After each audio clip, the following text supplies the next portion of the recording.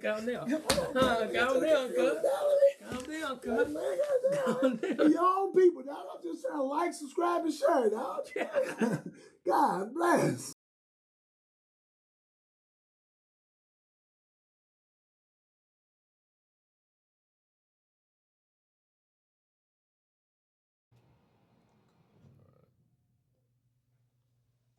Oh, she already posted some pictures of her family. They back together. Thankful. That's tough. Who knows? Ready? I'm ready, man. All right, man. Let's get to it. Oddcast Podcast, man. Episode 13. Episode 13. Hey, man, we back?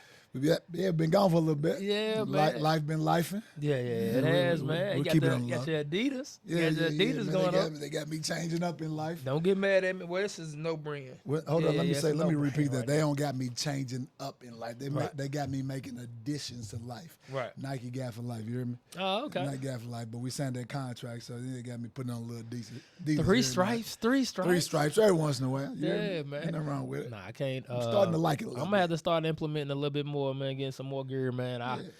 You go all out, man. That's just what you do. Yeah, man. It's just a little been doing that for trial and years, man. I ain't got that in me. Yeah, I done went crazy. My pockets ain't as deep. I went from having 0 Adidas in my closet to 12 pair. You gonna go hard. I need a link. I know you. See, you always say you got caught them slipping. That's what you do. I always catch them You slipping. say you catch them slipping. I can't say this on camera. I be catching them. I would not have 12 pair if I didn't catch them slipping. Yeah. 12 times. That's oh my God. Turn me on. I got you. Huh? Easy. All right, I need the plug. I got Because I just don't want them duty Adidas shoes. And Man, when don't you give say me the the duty plug, ones, man. it ain't leaning them, y'all. It's just straight off the website. You hear me? Yeah. Catch them slipping. String Ying and them is crazy. Hey, man, we right back at it, man. A lot of people been saying they've been missing us, man. They've been missing us. Yeah, man. I've been hearing a lot of people talking about where y'all at. Yeah. So Where y'all we at, gotta man? get back in it. Yeah, we've been lifing. Preparing for the season, lifing. Whole lot of changes done occurred. Absolutely. Family relationships. Now basketball season. Yeah. That's one of the main ones. We had a whole lot of jamborees and tournaments we done run. Got a scrimmage we today. both been running. Yeah, got a scrimmage today. Yeah, gotta get to Good it luck, today. guys. Yes, sir. Good Good luck luck. to you. Let's I'll get be it. there. Hey, I'll be there. I won't be front row. I'll be up in, away from everybody. Yeah. Where I like to sit at all the way up top. Yeah, I don't that's wanna what you be in do. nobody's way. Yeah, but I'll be there. Yeah. You're gonna feel like I'm front row because I'm gonna be hollering for my little cousin. But I'm gonna be coming and sitting for you for a couple games, and then I'll be at the same spot, man. Yes, sir. You know how it is, man. I don't like to kiss and shake babies, Yeah, bro. I you gotta just stay watch out the the way. games, man. Stay out the way. They don't like us anyway. Let's just stay out the way. Yo, Make it easy let's for 'em. get it. I take it today. Yes, Where it started sir. out.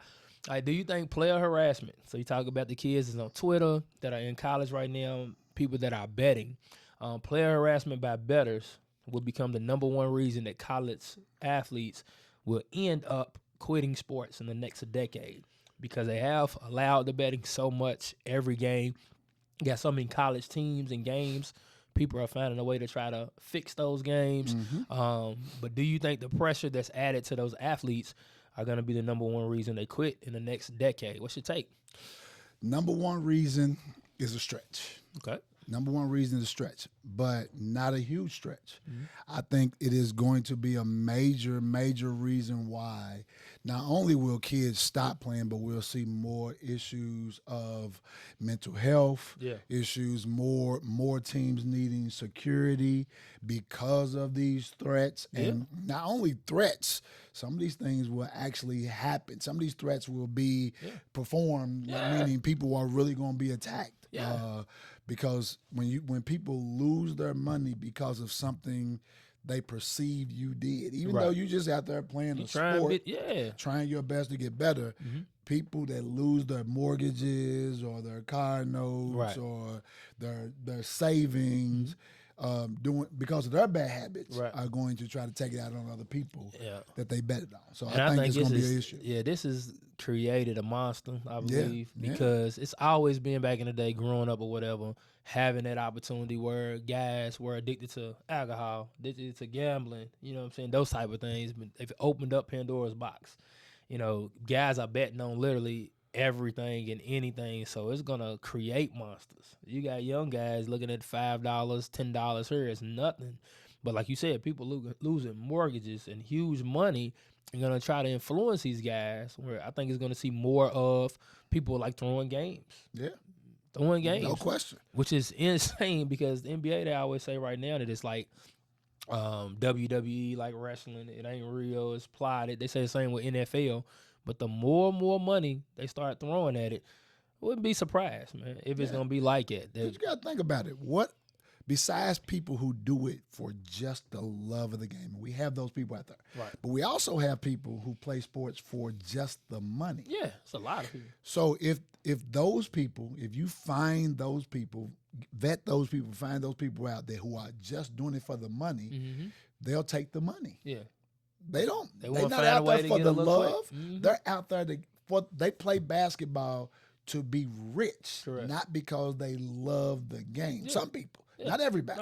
So if you find those people who are doing it just to be rich, and you find a way to incentivize them with some money, they're going to take the money. And I think, too, a lot of them, you talk about where the upbringing is coming from these guys and people in the neighborhoods and different things like that. They got an opportunity to have that close net of information. Hey, man, I need you to make sure you can look good. Go get some more rebounds or assists, but I need you to only get 17. Don't get 25 this game. You know, now you're putting too much pressure because they're not thinking the game. And there's someone in their neighborhood that may know their families and different nonsense like that. I think it's gonna be too much pressure on those guys. I mean, just some of the stuff that's come out. Like you don't even have to know that you're giving information out to people, and they're using information just from general conversation. You know what I'm saying? To go out and tell somebody else, "Hey, go bet such."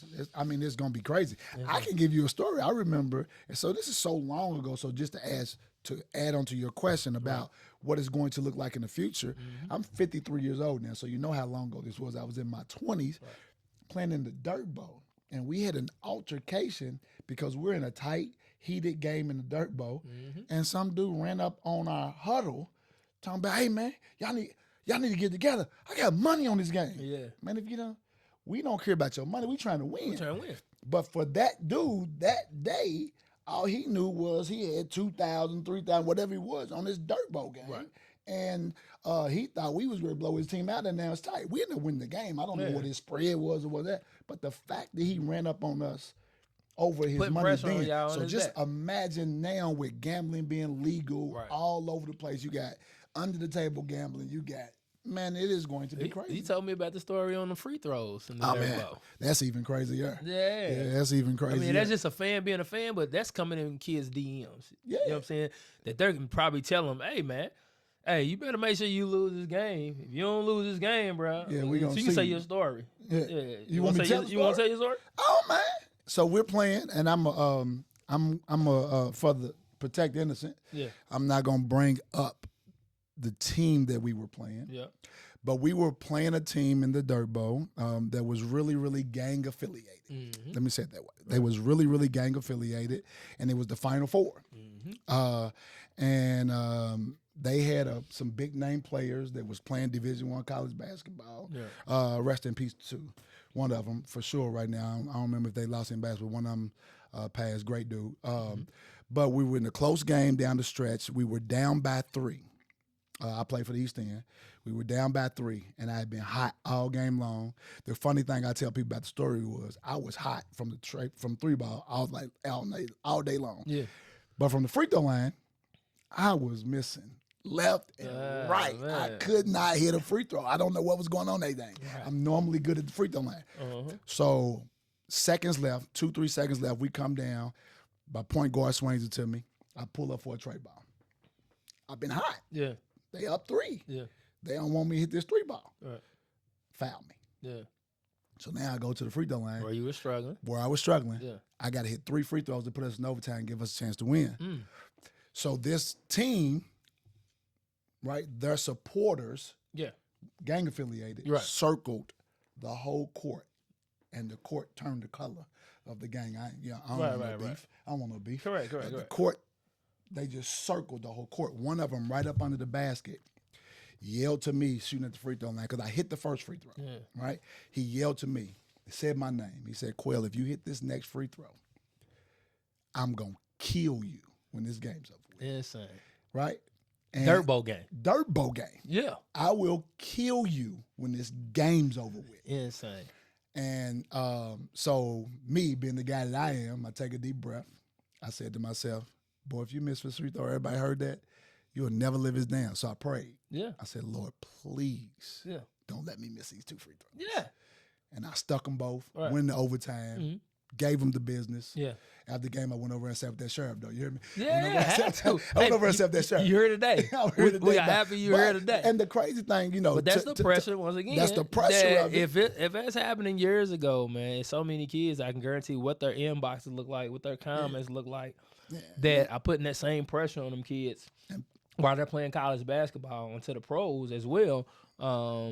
That's deciding basketball. They send the mobs involved in this. So that's crazy. But, my hood stood up. Yeah. The hood stood up. Next day we had championship game, but when I tell you the hood was there, make sure I was safe, they was all over the park. So make sure ain't nobody going to touch you. And somebody else from another part of town, made some calls too. I won't say names out here, but, Make sure you. We'll let that story down. I'm here today. I'm here today. Thank but you, Jesus. Betting and stuff on the line, man, that stuff will change people's lives. It will. Threats are going to come. They're going to come. Because of it. And if it happened back in the 90s, you can for sure bet it's going to get worse in 2025. Correct. And 2030. Exactly.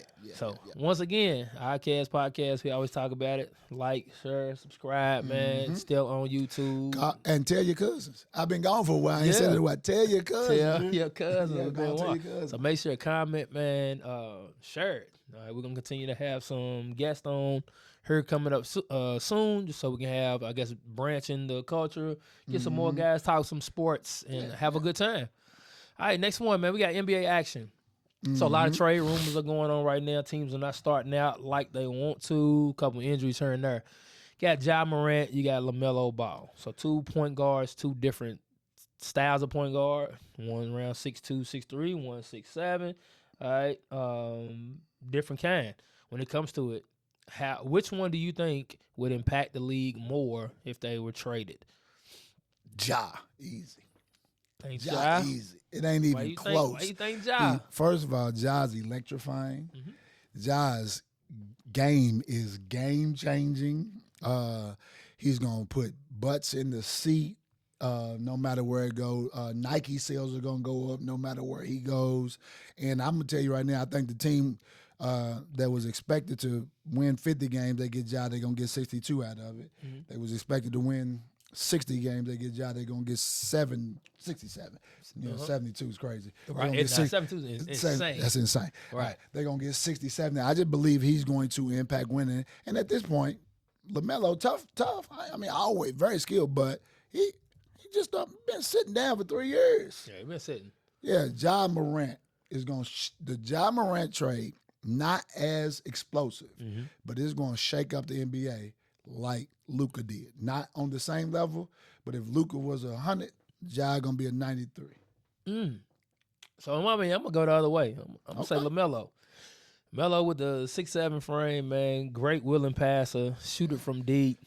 Great vision, has the ability in multiple times to get a triple-double. I think he's been able to have to carry a team that just the program hasn't had success. It ain't show success at all. If he goes and he's a number 2, I think he just changes things. If he's a number 2, I think he's a LaMelo a number 2. If he goes and becomes a number 2, because I feel he's a number 1 stud right now, if he goes and pairs up with one other star, I think he's going to be crazy. Because I think he's going to be crazy.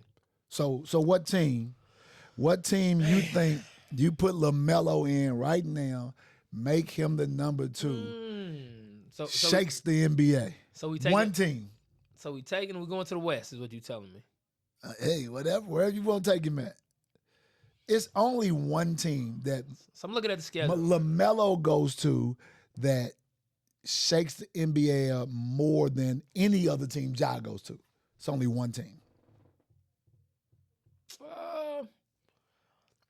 I think if LaMelo went to Timberwolves, they got It's not size. the team I was thinking about. They got size. They got a number 2.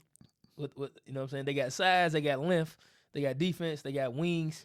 Maybe need two. a point guard. Maybe 2 teams. Maybe 2 teams. If he took over maybe 2 Timberwolves, teams. I they didn't think act about a fool the in the Wolves. West. Maybe 2 teams. I didn't think about the Wolves. I was thinking the Nuggets. Well, I didn't look at the top ones because Nuggets right now are already 12-3. Yeah, but I'm saying if So he I'm goes like, to the Nuggets and becomes the number 2 to Jokic. Yeah. See, I was looking at the mid to bottom level teams. But now you picked out a good one. You picked a good one. I'm looking at the big because I think if he goes to any of them top 5, he can't go. He can't go to the Rockets. It's not gonna change anything. You don't think so? He can't go to the Spurs. It's not gonna change anything. If he goes to the Lakers, it don't change anything. He goes to the Thunder, it does not change anything. Minnesota was a pick I wouldn't have thought about. I'm thinking Minnesota. Minnesota's a good pick. But I'm saying Denver and Minnesota. To me, my opinion, that's the only 2 teams. I think if they go young, that's a bigger shakeup than Ja. You don't think? Ja can go to any team. Ja can go and any. The shakeup is crazy. He goes to the Timberwolves or the Nuggets. That was a good pick. I'm telling you. Only 2 teams he go to that's gonna make it a bigger trade than Ja. Let's go East. But that's a good pick though. Let me see what the East talking about. You put him with the Magic, crazy. Put him with the Magic. That don't shake up. That don't shake up the NBA though. You don't think so? No, sir. With him and Paolo? Nah. They're gonna be good. They'll be a little bit better. You think a little bit better? They'll be a little bit better. Bucks, they'll be a little bit better. But if Ja goes to Orlando, if Ja goes to the Bucks, like I just think you hyping it by saying they name. Melo can hoop, Ja can hoop. What are we talking about? So you talking about the Hornets at 4-11 right now? Bang bang. No. You know what you taking away from me? Ja's I rock with Ja. I rock with Ja. Man, if Ja gets traded to any team he gets traded to, they just became better. So in my opinion, I think LaMelo got the vision, passing ability over him. Okay. Ja got the athletic ability. Melo got the shooting. Who affects winning I think more? LaMelo he just hasn't had the opportunity. Okay. He hasn't had that run that Ja had that got him to start him. When they made that run and got in the playoffs and beat some people, he hasn't had it due to injury and also players around him. Let me go back because I'm talking about the wrong player when I made the comment earlier, and I made the wrong statement. You saying LaMelo, right? And not his brother. Yeah. I'm talking about LaMelo. So LaMelo LaMelo has not said that 3 years. No, right? I mean LaMelo. Yeah. LaMelo, right? So I know had he's the had wrong some name. injuries. I had the wrong name. Yeah. But still, if you I put him on the Bucks. They 8-8 right now. I think he's more of a pass first point Sacramento guard. before LaMelo. Okay. What was that team like? Sacramento before who? LaMelo. Not Sacramento. Hornets. Charlotte. Before LaMelo. Duty. Yeah, program. Memphis before Ja. Duty. Yeah. Which one of them ain't Duty no more? Oh, okay. Yeah, but right now they struggling. That's why they thinking about trading them. That's because him and the coach are not going seeing not eye to seeing. eye. But I'm talking about from where Memphis was when Ja showed up, where LaMelo was where Charlotte was when LaMelo. They both was Duty. Do you think one of them ain't Duty no more? You think that Bane trade hurt them? Yes. Because you talk about 5-11, like he was just a real good fit. I think some people overdo trades and overlook value of guys that are not stars and how they impact basketball because you're looking for somebody else to go get 25. And I ain't heard Bane's name in Orlando at all this season. Maybe not a fit. I ain't heard Bane's name in Orlando at all. Just the fit where it was at, and he was a great fit for what Memphis did. And they have paid for letting him go. Man, I wish I still had my locks, cuz. How long has it been since you cut your haircut? It's been about 9 years, and I miss them, man. I ain't gonna lie to you. Why you missing all that hair? Sure, because if I still had it, you already know I'd be running right to Slave Station Beauty Studio. They do traditional locks and micro locks to silk presses, box braids, and so much more. You already know it, and it's just not for the ladies, man. Men, you are welcome too. You'll love the atmosphere, clean, relaxing, and full of good energy right here in the Newburgh area of Goldsmith Lane. Right. So make sure you book your next appointment, man, at SlayStationBeautyStudio.com, where every visit, man, ends with a slay. Everybody ends with a slay. Everybody ends with a slay. Correct. All right, so now we got Shedeur. Yeah. Huh? Finally got a chance to our play, guy. man. Shedeur. Our guy. Look, yeah, he's our guy. I Not a Browns fan, but he's our guy. I'm flexing my Apple Watch. I ain't got one. I don't have any. Yeah, old school teacher. Got a chance to finally get in, man. What I dislike about this so much, man, I don't feel like he's being supported by his head coach. I don't think his head coach wants him around. Nope. I don't think his head coach truly even wants to give him the gym or the opportunity to be successful. Nope. He's probably heated that they even draft him. You know what I'm saying? So I don't even see it. Like the communication with him, I don't think he's trying to help him out. But because of injuries and some trades and different little things, gotta play. First start against the Raiders, who the Cowboys beat, Monday night. Yeah. I'll tell y'all be something about it. I'll tell y'all be something about it. We've been gone for a while. They've been losing. Yeah. Y'all was 3-5 before Monday night. We got 5. 3-5-1. We got 5. This ain't about the Cowboys. Okay, cool. We got 5 new defensive starters. I'm excited to see what our defense can become in the next 5 games. Okay. All right, but on Shedeur, got the opportunity to get his first start against the Raiders. Good luck, Shedeur. All right. Are we excited or do we even care? Are we excited or do we even care? Both. Here's why. Both. I'm so excited that Shedeur gets his opportunity to finally play. The reason I don't care is the reason you just named. I don't think his coach wants him on the field. Right. And they're bad anyway. Right. So what benefit do they have to go out and make this run, 1 or 2 game run, whatever it is, successful for Shedeur? Right. So with that being said, I don't think that they're going to try to put him in position to win or put him in position to be successful. Right. So truthfully, I don't care. So I'm gonna go the other way. I don't care. I'm excited. I'm excited for him. I want to see. I want to see if they do allow him to showcase his game. So in college, you got all your wide receivers and everybody that was around him that got drafted, having success. He was the one throwing the football. Now he gets an opportunity. He was soaking up information. There was a lot showing up in like the preseason that he was the guy playing well and but didn't get the opportunity. I think they allow him to play well, man, so they can increase his stock so they can trade him. I want to see him somewhere else, and this is an opportunity to give real game snaps, not preseason, not practice, to see him on film. And then a coach could see his potential, his ability to allow them to increase his stock so they can trade him. I want you to do one thing when they play Sunday. What up? I want the people to do one thing when they play Sunday. What's up? Sunday. I want y'all to watch the play calling. Ah, yeah. Just watch the play calling. Huge. Here's what I You can protect them a lot on play calling, though, man. Here's what I believe. Yeah. The players will go out and play for Shedeur. I agree. The players will go out and play for Shedeur. I think they like Shedeur. I don't think they have a problem with Shedeur. Not at all. I think they think, just like us, he's been given a raw deal. Correct. Right? But go watch the play calling. Right. That's all I'm going to tell you. Audible. Hey, Audible. look. Hey, yo, is that what you gave me the headset? Hey, fellas. We're not running that. I don't see it. We're not running. Hey, They're setting me up, y'all. Ain't running. Audible. Hey, we go do. Look, play action out of this, man. See my tight ends, Audible. Watch that play calling.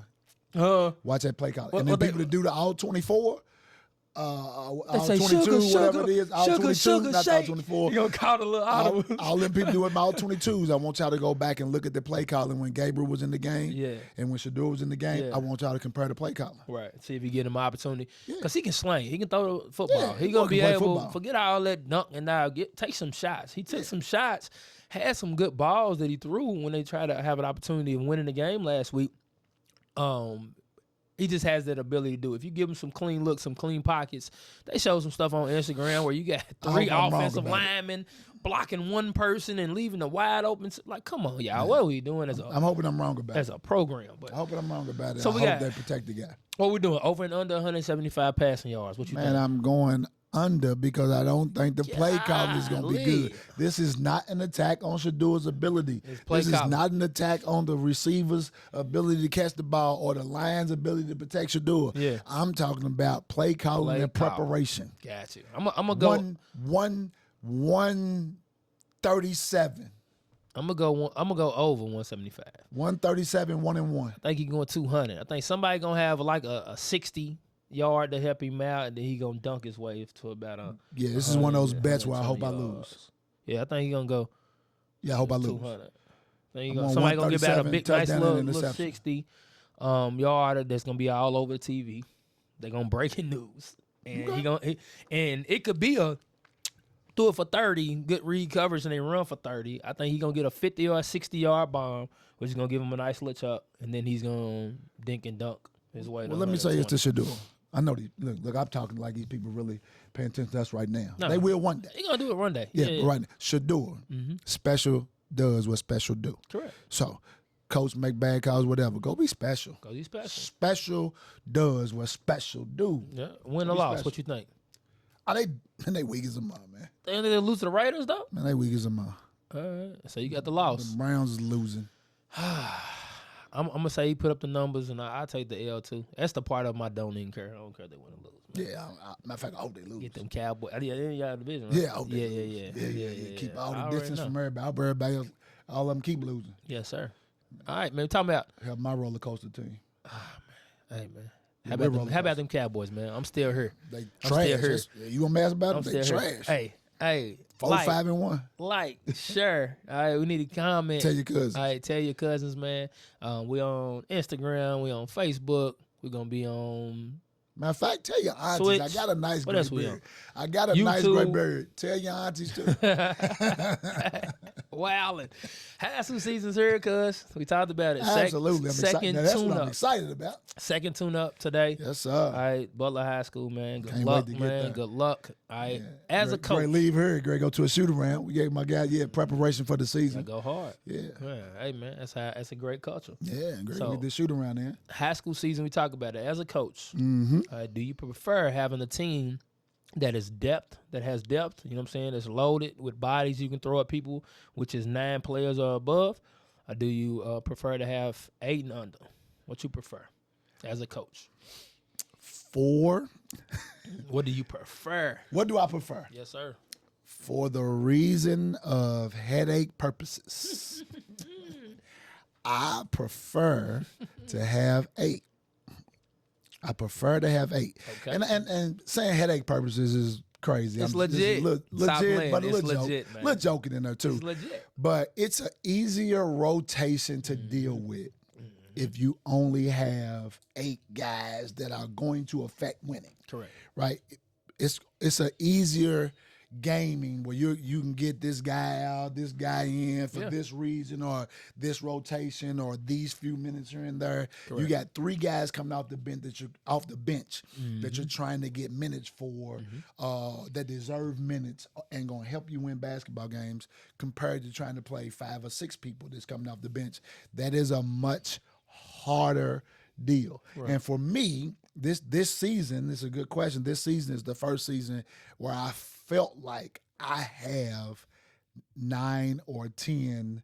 Now, other people might have felt like it. I'm talking about me and my beliefs. Yeah, your confidence of your squad. Of my squad. Yeah, exactly. This is the year that I feel like I have 10 guys, 12 guys that I could possibly play and there not be a huge drop-off. Right. So if you ask to answer the question, I'd rather have 8. But I'm excited about my 12. All right. Yeah, same here. I always think about taking a guy out, making those decisions for the team. If you have too many, if a guy's rolling, I just don't like playing or coaching under a clock. Meaning 4 minutes, I got to get somebody in. If the flow of the game's going, you're just going to have to be mad at me. You're going to be mad, right. Because if that's an opportunity for us to increase a lead from 16 to 17, from 6 points to 17 points to blow a team out with that group, I'm not shuffling a guy in, man, to mess up that chemistry. We always talk about it. We got to make a decision for the whole 15, 18. I'd rather have 8 as well. I think with 9 or 10, I think it makes practices more competitive. Absolutely. But guys want numbers. Guys want opportunities, and you really got to sell them on winning and then also sell coaches that want to come and recruit those guys on winning, saying that they would have better numbers if, they were on another team where they had to be the option 1 or 2. Because everybody can't be on the floor. Right, but I tell my kids all the time, like, we're playing a lot faster this year. Hey, Same. Like I told you earlier, if you got 10, I want to play 10 as well. It's going to be different roles, but the only way I can play 10 successfully is going to allow everybody to get shots if we play fast. If we don't play fast, only about 3 people going to get shots. Yeah, you got to play and fast. Y'all going to be mad. So you got to play defense, you got to play fast. Yeah, and that's the same thing I'm telling my guys. Yeah. But I'd much rather have 8. Like I said, I enjoy having the talent that I have now. And it is a difficult situation for my players. And I talked to a couple of my players the other day. It's a difficult situation for me. Yeah. For somebody who's never done it, never even really believed in it. Right. So we saw some coaches that have lost staying with that platoon system. Yes. In high school and also in college and didn't go away with it, and it cost them a chance to go to Rupp. Yes. We ain't going to throw no schools under the bus. Yeah, you made a great point that when a group is in a flow, how do you take them out of the game? And people think that's easy for the coach and only hard for the player. Right. No, if you're going to deal with a platoon system, that's hard for the coach too. Exactly. Because I don't want to take a group out that's rolling. Yeah. Just to get another group in, even though this other group deserves it. Correct. But I also don't want to have this team over here that deserves this group of guys over here deserve it sitting forever. Correct. And not give them a chance to get on the floor. So it's a difficult thing for both coach and player.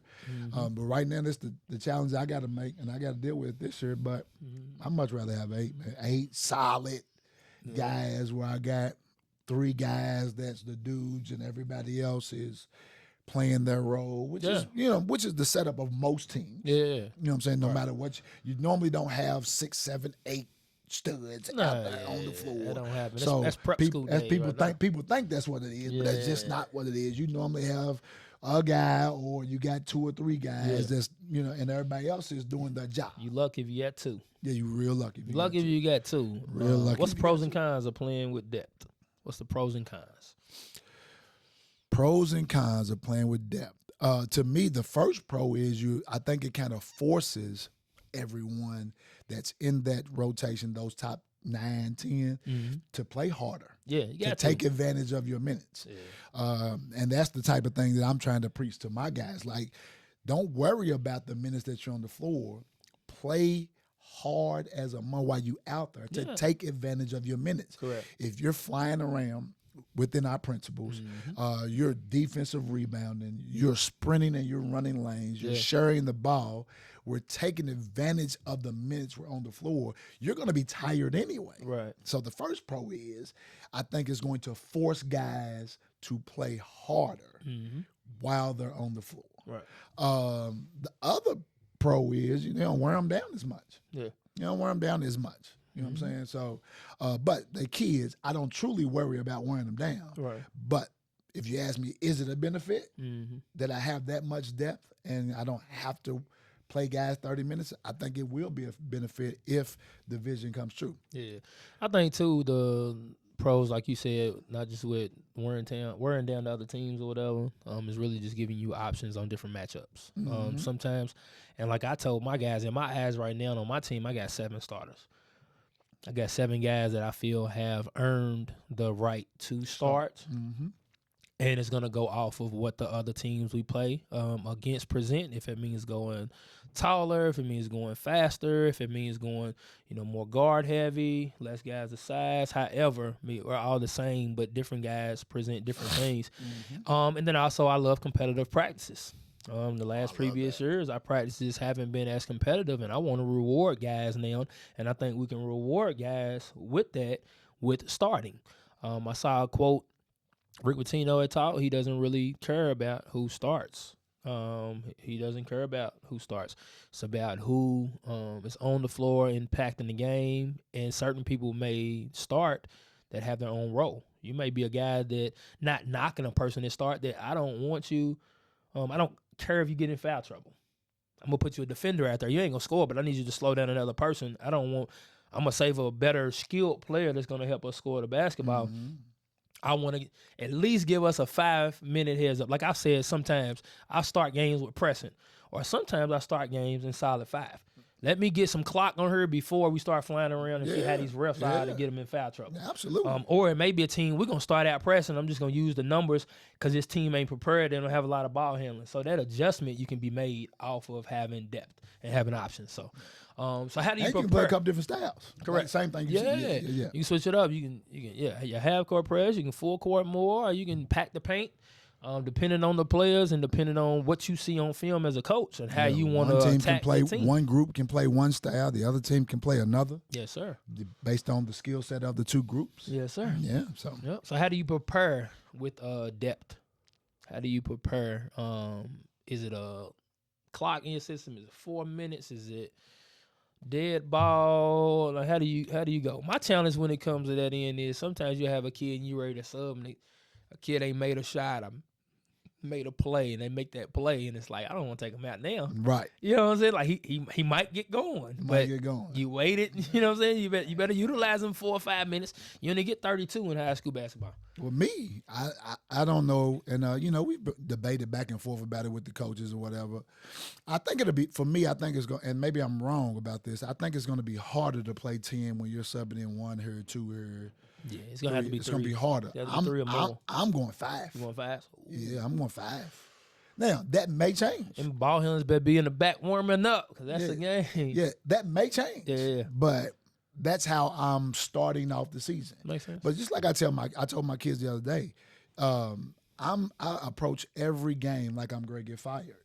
So with that mindset, if what I walk into this season saying I want to do, if it's not working, gotta make adjustment. I will adjust because I don't like losing. No, not at all. And that's the reason I have that mentality. It's not that my AD or my principal is talking about firing me. Yeah. I put the pressure on myself to approach the game that way. Makes me make sure I prepare. I cross all my T's and dot all my I's. Right. And I'm ready for the game. So understand if just because it's the way I say I want to play, if it's not working, you gotta make adjustments. I will change. And I think one of the huge things too, I only have 3 seniors. How many you got? 4. Okay, so that ain't a huge jump. I think once again, if you have one of those classes that are senior laden, our senior leader, high number of your seniors, it's hard to preach platoon. They're looking for their numbers. Mm-hmm. That's their last opportunity. Yep. Yes, they are. So I think that can help out a little bit more when you focus sophomore, juniors type thing, because it just play hard, give you opportunity to make the right read. Like you said, a lot of those seniors are looking for their numbers. Man, I wish I still had my locks, cuz. How long has it been since you cut your haircut? It's been about 9 years, and I miss them, man. I ain't gonna lie to you. Why you missing all that hair? Sure, because if I still had it, you already know I'd be running right to Slay Station Beauty Studio. They do traditional locks and micro locks to silk presses, box braids, and so much more. You already know it, and it's just not for the ladies, man. Men, you are welcome too. You'll love the atmosphere, clean, relaxing, and full of good energy right here in the Newburgh area of Goldsmith Lane. Right, so make sure you book your next appointment, man, at SlayStationBeautyStudio.com, where every visit, man, ends with a slay. Everybody ends with a slay. Everybody ends with a slay. Last one, man. You ready for it? Yes, sir. We got nepotism unnecessary, a.k.a. Daddy Ball. Daddy Ball. Mm-hmm. All right, we're preparing for the season again. High school basketball. Malachi Coleman has left the nest. He's no longer at DuPont Manual High School. Had 4 3 years. Ain't coming through the building. 3 is ain't not walking through the door. Coming in the building anymore, man. We've talked about the nonsense, the previous allegations that me and you both have. Mm-hmm. Every coach that coaches their son has. Mm-hmm. Heading into the season, how do you feel to no longer have that daddy ball allegations over your head? Man, I feel great. I really do. And again, I tell not just for me. And I call it an allegation because it's an excuse majority of the time. Yes. We all know that, but that allegation, people use it as a cop-out. Absolutely. Of why they transferred, why they didn't register, why they're not playing. But how do you feel when you no longer have that allegation? He's no longer in the building. I feel great. I'm also, not just for me, I'm glad that my son no longer has to deal with that foolishness. Every time he wakes up or hears the rumblings and think that, people talking. He knows better, right? Just like I say to everybody, man, listen, if it was, he only played because he was my son, right? Why is it when he played against everybody else y'all thought was good, he was more successful than those guys? Because if he was weak and only playing because he was my child, he would have got killed. Yeah, he got and he did the killing. Yeah. But it feels good. It was necessary. Yeah, it was definitely necessary. Definitely necessary. But man, I ain't gonna lie to you. The weight of coaching him, coaching my son, for me was a tough deal. Mm-hmm. One, I was trying to make sure I always protected our relationship. Man. More than I protected basketball. Right. You know what I'm saying? Basketball was secondary for us. So not having that weight of always making sure our relationship was good, not overplaying time, and I'll let people gonna say, but just making sure that we handled father and son more than we handled coach player. Right. So I don't have to worry about that anymore. Mm-hmm. And I think that I don't have to worry about, like you said, the people using the excuse that his son is there, you're not gonna play. Right. Makes it good for me because now I got a great crop of young point guards. Yeah. And we just talked about that. Do you think that Malachi graduating has helped because now he's no longer there and they can see an opportunity to get on the floor? Because you got a really good crop of point guards from freshmen, sophomores, juniors. You got a really good crop. And once again, a lot of times people would run away from it because of Malachi being there, thinking they're not going to have an opportunity. Absolutely, I think it helps. And I think the funny thing for me is I look at it like the people who start these rumors are now sitting back in the lab trying to figure out what can we come up with next. To slow him down. Correct. Right? You ain't got no more Malachi's coming in. You ain't got no more kids. Don't go over because you got Malachi. Right. What else? But so they got another year. So next year we'll see what they come out the woodworks with next year. And I think that's kind of funny to me. Because last year it was Jariah transferring to Manual. Oh my God. Yeah, that was last season.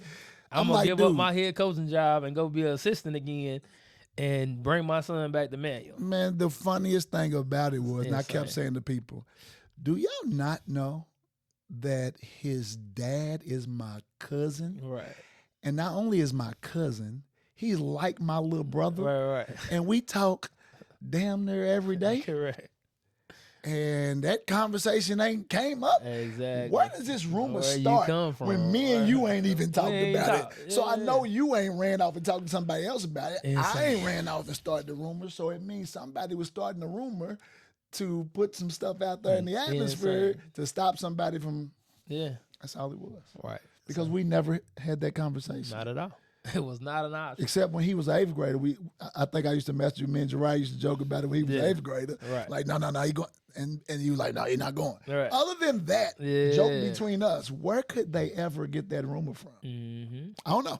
Who knows? I don't know, man. But, man, it's a relief. It's a weight off my shoulders, man. I'm so excited about my young group, man. I talk to them. Right. I love getting to the point because, some of the stuff I have to teach them now, I taught Malachi throughout his life. Yeah. While other people were coaching him, and I'm just, after we get in the car, I'm like, hey, man, you got to look at this situation. Right. Don't put yourself in this position. I remember one of my point guards came to me the other day, and he said, Coach, what do I do when they trap me right here? Mm-hmm. Right? How do I get out of it? I said, first of all, you should never let yourself get trapped right here on this line. Correct. Right? Make sure that you create more space. And once you create more space, don't stop right here. Correct. When you see it come. When you create more space, now you give yourself the opportunity to use your retreat dribble, to step back.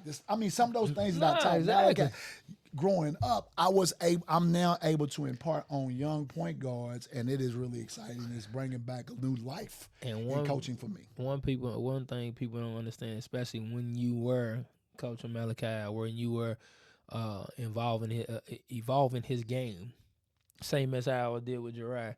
There was times we're working out in the basements. Yes. Working on stepping in front of people after we got home, or using your jab dribble, or getting ball handling in before bed and all that stuff.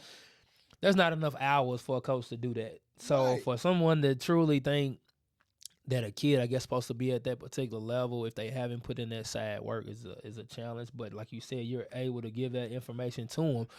But it's kind of like, man, when did you truly do that? And you're like, all those extra nights, all those nights as a parent that you're like, okay, I want to give my child a heads up Now you're giving those other guys. I wonder if Malachi remember this story, man. The fact you said that we in the basement. I remember one time we was out of town on the AAU tournament, and I didn't like something Malachi did defensively, right? So, but we had time in between games, and we went to the mall, right?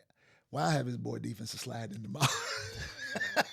Why I got this boy here working on a defense slide, having this guy hand down, his trail hand down in the mall? Hey, man, This was elementary though. This is like 3rd, 4th, 5th grade. Said he didn't get right. Get the technique, man. You got to stop it from that crossover. Hey, man, got to stop that crossover, man. Get that trail hand down, man. One for the flash and one for the cross, man. It's funny. It was just when you said basement and we stepped through. I know we've always trained certain stuff like that. And the craziest is when, the one-on-one actions you and Malachi used to have. Always. On the rim when Malachi was young. Yeah, you got to have it, man. Way back before our first head coaching job. You and Malachi one-on-one on the gorilla rim in the living room. Yeah, fun. Boy. Heated, sweat. Malachi was fired up. Nah, same thing. Your daddy didn't let me win. For sure. You can't let him win. Don't let him win. Your daddy didn't let me win. You can blame it on your daddy. Man, good stuff, man. Good stuff. Episode 13. In the books, man. I hope the people enjoy it. Yeah, we had fun. We got to get back in the groove. Yes, sir, man. Hey, man, I hope you have a great season. Same to you, man. Yep, we out. Let's go make our dreams. Oh, yeah. That's right. Yeah. We ain't going to tell them what it is. We ain't got to tell them what it is. We'll show them. Yes, sir.